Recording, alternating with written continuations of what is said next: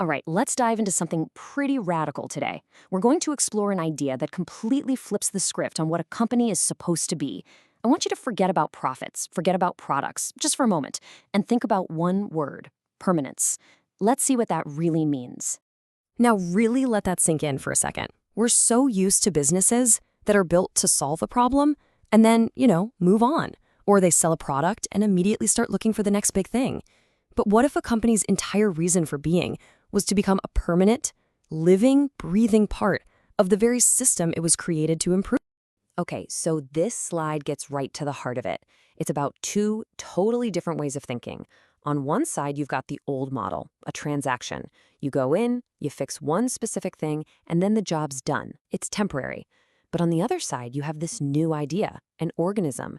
It's not there for a quick fix. It's designed to be perpetual, to govern a whole system and evolve right along with it. And that's the core idea we're going to unpack. So here it is, the official term, the regenerative entity, or RE for short. Now, the key words here are absolutely permanent and sovereign organ. Think about that. It's not just a company. It's more like an independent governing body for a specific place. And its job is to manage not just the first problem it solves, but all the amazing new opportunities that pop up because of that solution. So how on earth does something like this even get started? Well, just like any living thing, the REA has a life cycle. It's not some static, unchanging thing. No, it's actually designed to be born, to grow, and to mature over time. Let's walk through it phase by phase. In the first couple of years, it's in what's called a boot sequence. It takes on a big initial problem. Let's use grid congestion as our example, and it fixes it.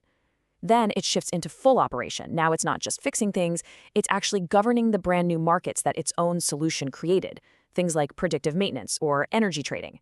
And finally, after 8 or so years, it becomes a mature organ, a source of deep regional intelligence that can see what's coming next. And this is the absolute key difference, right? A normal company would solve that grid congestion, put out a press release, and call it a day. But for the REA, that's just the starting gun. The goal isn't to finish a task and go home. The goal is to boot up and then evolve forever. But this brings up a really important question. Why does it have to be permanent? I mean, couldn't a series of temporary companies just do the same thing? Well, the answer is fascinating, and it's hidden in the kind of opportunities that regeneration creates. So let's go back to our grid example. It all kicks off with one single, very tangible problem: a $100 million liability because the grid is congested. It's a big problem, for sure, but it's a defined one. Now, what happens next is this incredible cascade effect. First, you solve the liability with some smart grid upgrades, but look what happens then. That one solution creates all these new markets, like predictive maintenance, and then those markets start combining to form entirely new, complex systems. And that's when you see it. This new ecosystem you've created is so complex, it needs a permanent, neutral governor to manage the whole thing. And this quote just nails it, doesn't it? Solving this simple problem actually creates a much more complex and much more valuable world of opportunity. And that new complexity is exactly what the RE is built for.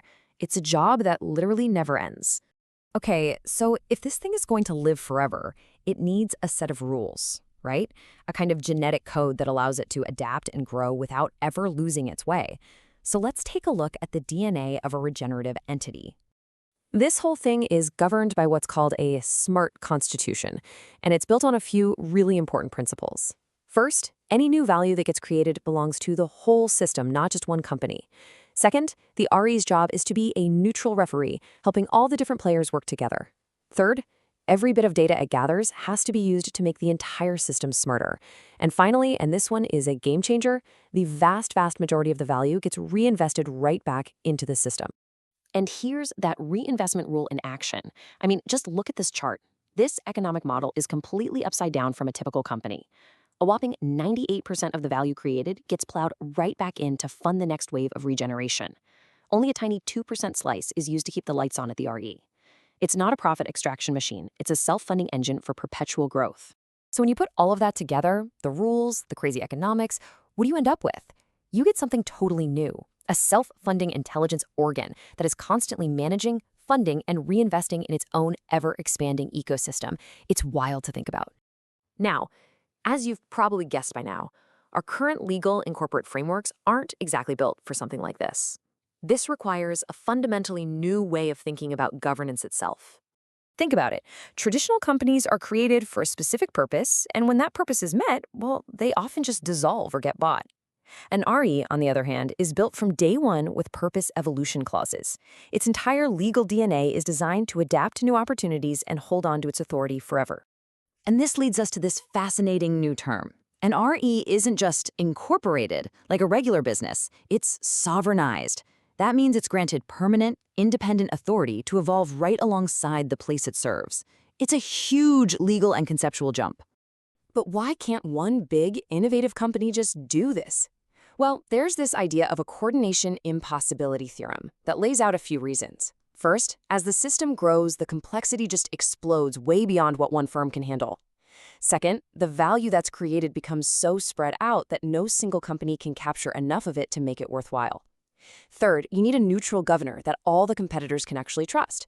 And finally, the system needs a memory and intelligence that lasts longer than any single CEO or corporate strategy.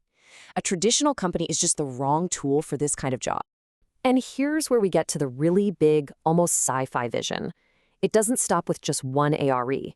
The ultimate goal is a whole network of these entities, each one governing its own region, but all connected, all coordinating, acting like a kind of planetary nervous system for regeneration. It's a massive, incredibly ambitious idea. This quote just brings it all home, doesn't it? We spent the last century creating problems, creating liabilities. The next era, what's being called the Regeneration Age, isn't about one-off fixes. It's about creating permanent organs that can govern the healing process for good. So that's what we want to leave you with. This is so much more than just an interesting business model. It's a profound question about what comes next.